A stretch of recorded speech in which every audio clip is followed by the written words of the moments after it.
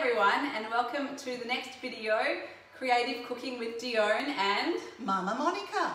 And today what we're going to be making for you is a traditional treat from the Jewish festival of Purim called a Hamantashin. Now during the festival of Purim it's customary to dress up in fancy dress, hence we're dressed up like idiots. And it's also customary to eat a particular type of biscuit called a Hamantashin, which is representative of the ears of the bad guy in the story of Purim called Haman. So today what we're going to be making for you is our healthier, gluten-free, dairy-free version of a Hamantashin. Shall we begin? Let's. Okay, so what we've got here is we've got 1.5 cups of rice flour with half a teaspoon of baking powder going into a big bowl. Then we've also got 1.5 cups of potato flour, all our gluten-free flours. Mama Monica, you can scrape that out and give it a bit of a mix through. Now you can use whatever flours you like, but we find that blending these two works best. So give them a stir and then create a well in the centre, and we're going to pop in 1 egg as a binder. Now if you would prefer an egg-free version, then you can use tahini paste, which works really, really well. And this one is the hulled tahini because it's a smoother texture and not so bitter. Yeah, better flavour. 1 tablespoon of tahini paste to substitute for the 1 egg. Yes. Then as sweeteners, we've got a combination here of coconut sugar and maple syrup, just to make the correct consistency, but you can use whatever sweetener you like. So you can use coconut nectar as well, but it's very sticky, so you'll only need about half a cup of coconut nectar, whereas here we've got 3/4 of a cup of coconut sugar and half a cup of maple syrup. You can use stevia, xylitol, brown sugar, whatever sweetener you choose, but you're going to have to make up the proportions to make it as sweet as you like and to create the right consistency. Yep. So pop that all in and give it a mix. Stir, stir, stir. And maybe give me a little bit of water. And, no, we're not done. And we also have 125 grams of coconut oil. So you can also use margarine, which works really well, but obviously not quite as healthy, or you can use butter if you don't have a dairy allergy or intolerance. And also this is a really good coconut oil, being cold pressed and organic. Again, if you would like a more refined one so that it doesn't have the coconutty taste, you can buy that as well. Yeah, well this one doesn't have the coconutty taste. No. So yeah, if you don't want one that's going to taste too strongly of coconut, buy the refined coconut oil. Otherwise it will taste quite strongly of coconut, which I think is delicious, but it's not for everyone's taste. Exactly. I think I would still like a tiny bit of water. A little bit of water. So you know, a couple of tablespoons just to make sure that the mixture is correct. We're almost there, and we'll show you in a moment. So you want a smooth batter, something that can be rolled out. That was about 1 tablespoon that went in there. A little more. So we've got 2 tablespoons of water.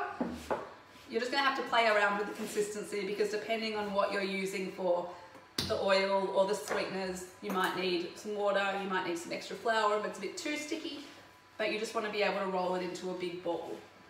I think this will be just fine. Perfect. And then for the fillings, you can put in whatever you want, but the traditional one is jam, particularly strawberry or raspberry jam always seems to work best. A lot of people use poppy seed as well. Yeah, poppy seed's also one of the traditional flavours, but I prefer jam. And you can also use some form of chocolate spread. This chocolate hazelnut spread's quite nice. It's not very sweet, so you might want to add something to sweeten it up. But having a chocolate filling can be good too. And you can add a little bit of that coconut nectar to sweeten it up and give it a little bit more of a smoother consistency. Yeah. Or you can always make your own homemade chocolate hazelnut spread. And this one's not really a traditional one, but just something that we're experimenting with is we bought this coconut spread. And when you make the Hamantashins with the coconut oil, and they've got a slight coconut flavour, it tastes really delicious with this coconut spread. It doesn't taste exactly like a traditional Hamantashin, more like a bit of an Asian biscuit, but it tastes really good. And because it's got that pandan leaf, it's got a very sort of light, florally, citrusy flavour, and it's really gorgeous. Yeah. Okay, so that's good enough. We've got the dough, so we'll just show you what it should look like. It's essentially something like this. So you can touch it, it's not all sticking all over your fingers, but it's still soft and, you know, into a clump essentially. And you're just going to put a little bit of flour down onto the table in front of you, just to help roll it out, and you're going to get a cup. So you can choose whatever size you want. The bigger the diameter of the cup, the bigger the Hamantashin's going to be. This is about 8.5 centimetres, which we find is just a very nice amount. Okay, so then just take some of your dough, make sure everything is mixed in nicely, and you're going to roll it out onto the table. And don't forget, if you want a light colour dough, you would use margarine. We have used everything that Dione has said, and that's why it's a browner colour. Yeah, so all the coconut sugar and coconut nectar will make it a browner colour. If you want it to be a lighter colour, margarine butter works better. So you roll it out so that it's, you know, about this thickness, and then you place the cup on top to make the circular shape, and just take away the rest of the dough.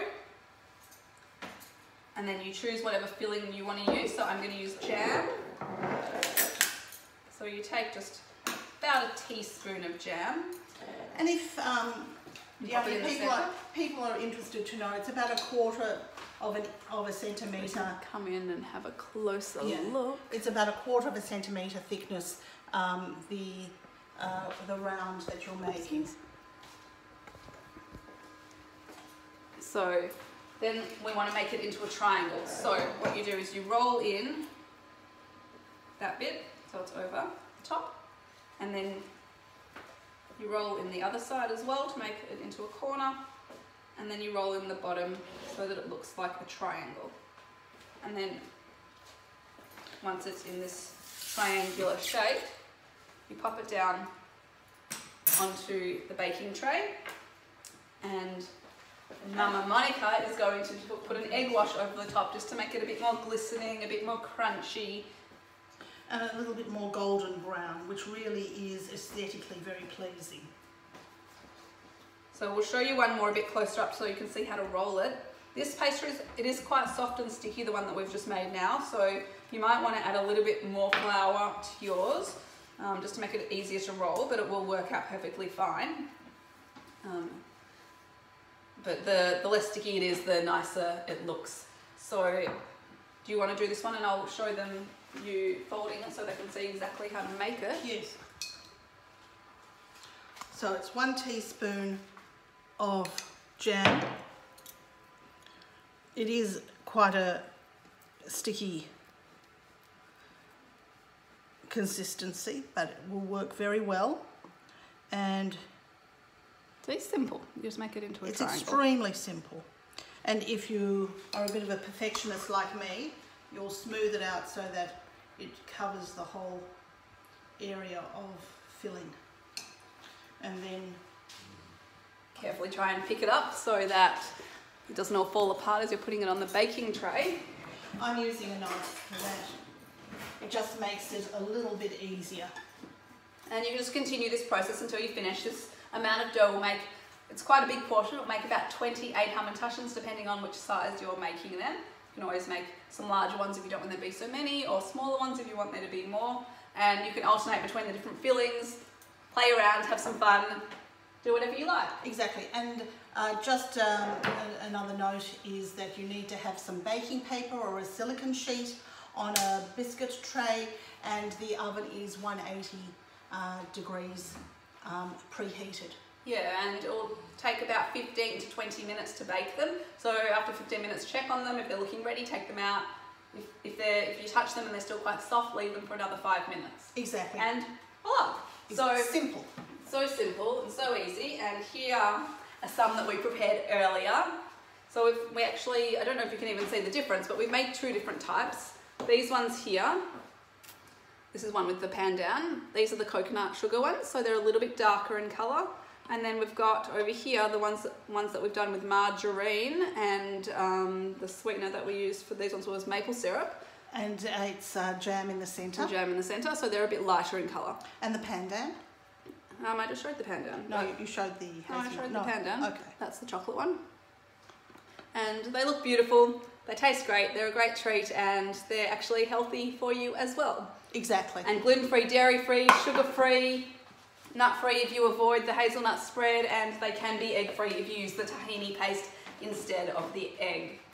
So that's that. Happy Purim, everyone. Happy Purim. Have a festive and enjoyable time, and we hope to see you dressed up and silly looking like us too. Bye. Bye.